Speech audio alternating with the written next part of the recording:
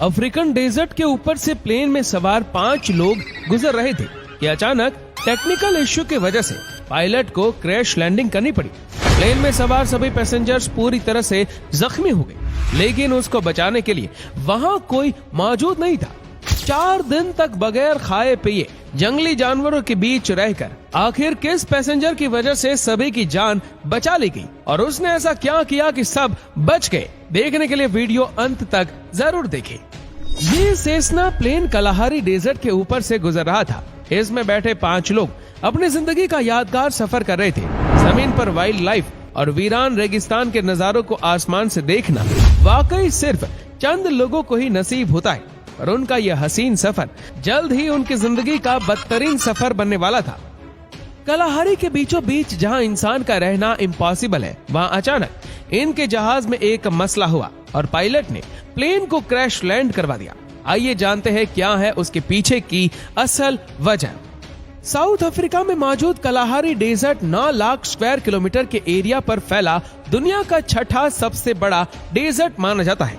यह अफ्रीकन सहारा की तरह इतना खुश्क तो नहीं है और इसी वजह से यहाँ 320 अलग अलग किस्म की वाइल्ड लाइफ बसती है, जिनमें शिकारी जानवरों की बात की जाए तो शेर, चीता और जंगली कुत्तों समेत अफ्रीकन हाथी भी शामिल है, जो अपने इलाके में किसी को भी बर्दाश्त नहीं करते। इस वाइल्ड लाइफ को देखने के लिए दुनिया भर से लोग साउथ अफ्रीका में डेजर्ट सफारी के लिए जाते हैं। अब क्योंकि ये डेजर्ट इतना बड़ा है कि इसको साउथ अफ्रीका की 3 कंट्रीज आपस में शेयर करती है। बोत्सवाना के कैपिटल गैब्रोन में एक कोरियर कंपनी के एग्जीक्यूटिव डायरेक्टर कार्ल डुप्लेसिस ने एक प्राइवेट प्लेन लिया। वो अपने दोस्तों को कलाहारी डेजर्ट के शानदार नजारे दिखाते हुए उनको 600 किलोमीटर दूर मॉन नामी एक गांव में लेकर जाना चाहते थे। उनके इस ट्रिप का मकसद एडवेंचर के साथ साथ एक बिजनेस इवेंट को कवर करना भी था। इस हवाई सफर में इनके दोस्त माइक निकोलिक और उनकी बीवी लेनेट निकोलिक समेत नेब ग्रावरेक और जहाज के पायलट कोस्टा मार्कोन डो नटोस भी थे। ये जहाज ट्विन इंजन सेस्ना 414 था, जिसमें ये 5 लोग बहुत एक्साइटेड होकर सवार हो गए।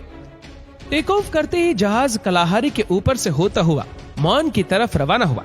ये सफर था तो 2 घंटे का, लेकिन 1 घंटे के बाद लेनेट, जो कि पहले ही बहुत घबराई हुई थी, उसने प्लेन के एक विंग में से ऑयल लीक होता हुआ देखा। पहले तो उसने समझा कि ये नॉर्मल है, लेकिन फिर उससे रहा नहीं गया और उसने अपने हस्बैंड से ये बात शेयर की। जब पायलट कोस्टा को बताया गया तो उसने एहतियातन प्लेन का वो इंजन बंद कर दिया जिससे ऑयल लीक हो रहा था। पायलट के हिसाब से इसमें कोई खतरे की बात नहीं थी, क्योंकि सेस्ना 414 में अभी भी एक इंजन बचा था। पर क्योंकि अफ्रीकन डेजर्ट में कड़कती गर्मी की वजह से यहाँ की हवा बहुत पतली और शुष्क होती है, इसी वजह से प्लेन को अपना एल्टीट्यूड मेंटेन करने के लिए दोनों इंजन की पावर रिक्वायर्ड थी। प्लेन अब आहिस्ता आहिस्ता नीचे आता जा रहा था। पायलट ने इमरजेंसी में गैब्रोन कंट्रोल टावर से कांटेक्ट किया, लेकिन बदकिस्मती थी उनकी कि कलाहारी के बीचों बीच रेडियो भी काम करना छोड़ गया था। अब जहाज को बचाने का एक ही तरीका था कि इसको खुद से किसी सीधी जगह पर लैंड करवा लिया जाए। ये जहाज वैसे ही काफी कम एल्टीट्यूड पे था, इस वजह से पायलट को जल्द ही कोई लैंडिंग स्ट्रिप ढूंढनी थी। पायलट को नीचे सिर्फ छोटी बड़ी चट्टानों और झाड़ियों के सिवा कुछ नजर नहीं आया, यानी कोई प्लेन जगह नहीं थी। अब सिर्फ एक ही ऑप्शन था और वह था अपनी जान बचाना। पायलट ने सबको ब्रेस पोजीशन में आने को कहा और जहाज को झाड़ियों के बीच में ही क्रैश लैंड करवा दिया। क्रैश लैंड होने से पहले अंदर बैठे पैसेंजर्स को सिर्फ इतना याद था कि जमीन से बहुत करीब पहुंचने पर उनको कई जानवरों के झुंड भागते हुए दिखाई दिए। चंद मिनटों में जब सबको होश आया तो चारों तरफ सिर्फ धुआं और आग थी। लेनेट का हाथ जल चुका था और नेब ग्रावरेक की शायद लंग्स डैमेज हो गई थी, क्योंकि उसको सांस नहीं आ रही थी। फिर सबने मिलकर नेब को प्लेन से बाहर निकाला और दरख्त के सहारे सीधा खड़ा कर दिया। इन दोनों के अलावा बाकी तीनों को कोई सीरियस चोटें नहीं लगी थी। अभी उन्होंने खुद को संभाला ही था कि प्लेन से लीक होने वाले फ्यूल ने आग पकड़ ली और पूरा प्लेन एक जोरदार धमाके से फट गया। आपको यहाँ बताते चले कि हर प्लेन में एक इमरजेंसी ट्रांसपोंडर होता है, जो रेडियो खराब होने की सूरत में प्लेन के लोकेशन कंट्रोल टावर को भेजता है। जब पायलट ने ये एतराफ किया कि सेस्ना 414 में इमरजेंसी ट्रांसपोंडर नहीं है, तो सबके पैरों तले जैसे जमीन ही निकल गई। यानी इसका मतलब था कि इतने बड़े डेजर्ट में उनकी लोकेशन अब किसी को भी मालूम नहीं है। कलाहारी के किसी वीरान हिस्से में ये लोग दरख्तों के बीच में फंसे हुए थे। यहाँ ना इनके पास अब पीने को कुछ बचा था और ना ही खाने को। 2 जनों को जल्द से जल्द हॉस्पिटल पहुंचाना बहुत जरूरी था, क्योंकि वो जिंदगी और मौत के बीच में लटके हुए थे। सबको यही उम्मीद थी कि जल्द ही कोई रेस्क्यू टीम आएगी और उनको यहाँ से निकाल लाएगी। पर रेस्क्यू टीम तो तब आएगी जब उनको मालूम होगा। बगैर लोकेशन के अगर रेस्क्यू टीम उनको इस वीराने में ढूंढना शुरू भी करे, फिर भी यहाँ तक पहुँचने में उनको कई दिन लग सकते हैं। इतने में दिन ढलने लगा और उन्होंने प्लेन की आग को इस्तेमाल करके एक बॉन फायर लगा ली। सारी रात खूंखार जानवरों की आवाजें इनको झाड़ियों से आती रही है, लेकिन शायद वो बॉन फायर ही थी जिसने जानवरों को दूर रखा हुआ था। अब दूसरे दिन का आगाज हो चुका था, लेकिन रेस्क्यू टीम का दूर दूर तक कोई नामो निशान नहीं था। 5 की हालत बद से बदतर होती जा रही थी। डिहाइड्रेशन की वजह से इनके गले सूख चुके थे। सुबह सवेरे इन्होंने पत्तों पर पड़ने वाली औस को पीना शुरू कर दिया, पर अभी चंद कतरे ही पिए थे कि सूरज सर पे आने लगा और ये औस भी गायब हो गई। इतने में दूर से इनको किसी जहाज की आवाज सुनाई दी। इस उम्मीद में कि रेस्क्यू टीम यहाँ तक पहुंच गई है, इसीलिए इन्होंने आसमान में अपनी नजरें जमा ली। उन्होंने देखा कि एक पैसेंजर प्लेन ठीक इनके ऊपर से गुजर रहा था। इन्होंने धुआं छोड़ा, आवाजें दी, लेकिन सब बेकार था, क्योंकि इतनी ऊंचाई से इनको नोटिस करना करीब नामुमकिन था। अब उनको यही अपनी मौत दिखाई दे रही थी। यहाँ पड़े पड़े या तो ये भूख प्यास से मर जाएंगे, और अगर बाहर निकले तो शायद ये जानवरों की भूख का शिकार हो जाए। आखिरकार एग्जीक्यूटिव डायरेक्टर कार्ल और पायलट ने इस खतरनाक डेजर्ट में मदद ढूंढने का फैसला किया।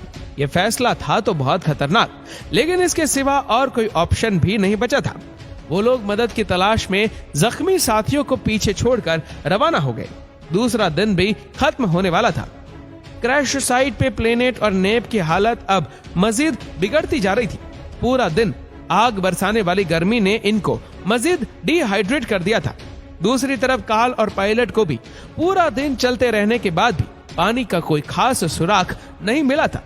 दूसरे दिन की रात को अचानक बारिश हो गई, लेकिन ये थोड़ी देर के लिए ही थी, इसलिए क्रैश साइट वाले जख्मी साथी किसी भी चीज में पानी इकट्ठा ना कर सकी। प्लेन क्रैश को अब 2 दिन गुजर चुके थे।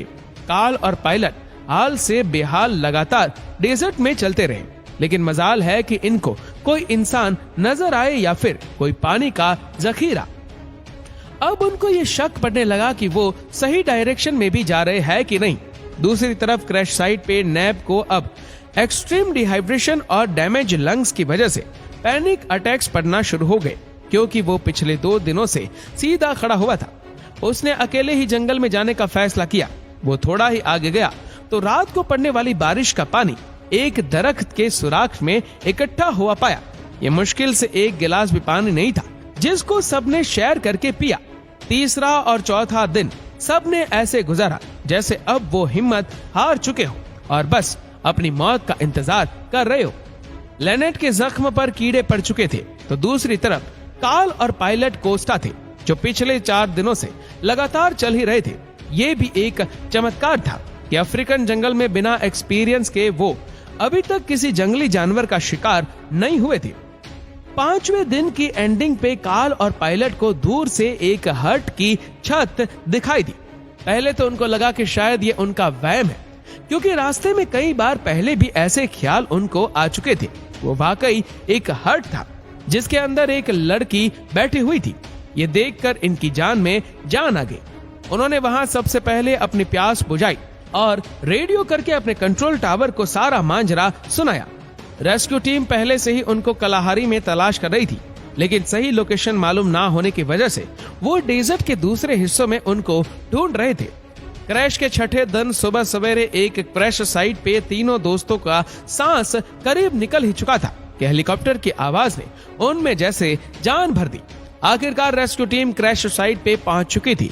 इस प्लेन क्रैश में बचने वालों का कहना है कि मौत से सिर्फ चंद सेकंड पहले रेस्क्यू टीम का वहां पहुंचना किसी चमत्कार से कम हरगिज नहीं है।